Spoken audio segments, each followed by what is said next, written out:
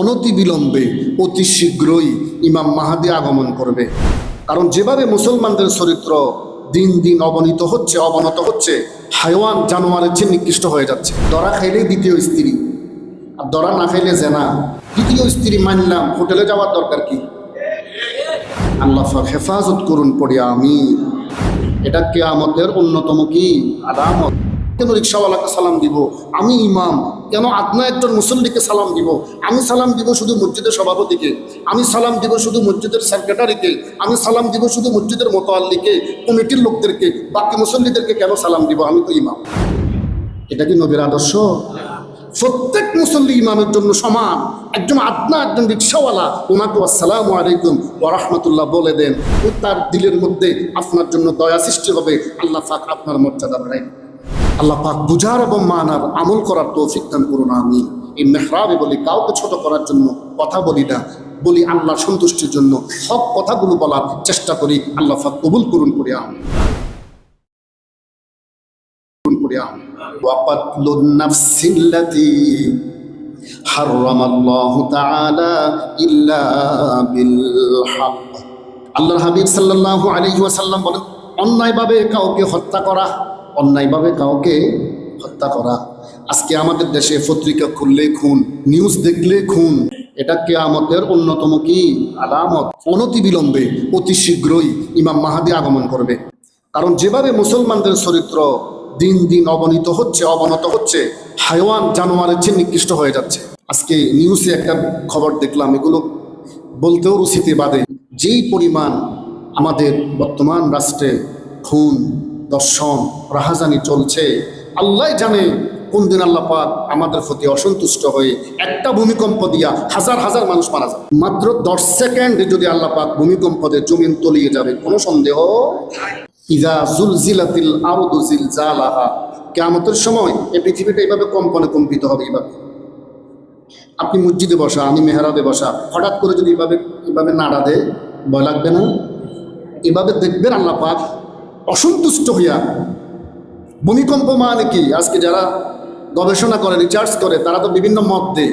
ভূমিকম্প হলো আল্লাহ পাক অসন্তুষ্ট হওয়ার পরে জমিন নাড়া দেয়, এটাই হলো ভূমিকম্প। আল্লাহ পাক আমাদেরকে হেফাজত করুন, দিন বুঝার মানার আমল করার তৌফিক দান করুন আমিন। অন্যায়ভাবে কাউকে হত্যা করা, তবে শরীয়তের শাসন ব্যবস্থার নিরিখে বৈধভাবে যদি তাকে হত্যার বদলে হত্যা করা হয়, 1 নম্বর কিসাস। কেউ যদি কাউকে হত্যা করে, কোরআনে পাকের আইন হলো হত্যার বদলে হত্যা, হত্যার বদলে হত্যা।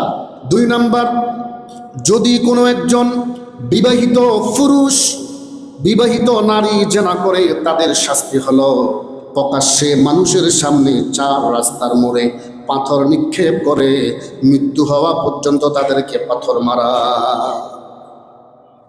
এই কোরআনের আইন যদি সব, তো বাংলাদেশ গণতান্ত্রিক দেশ, করা সম্ভব না। যদি 2-4টা থাকতো, 70 বছরের বৃদ্ধ আর এই জেনা ব্যবচারে লিপ্ত হতো, চিন্তা করতো। যুবক তো বহুত পরের কথা বলেন। দরা খাইলেই দ্বিতীয় স্ত্রী, আর দরা না খাইলে জেনা। এটাই বাংলাদেশ।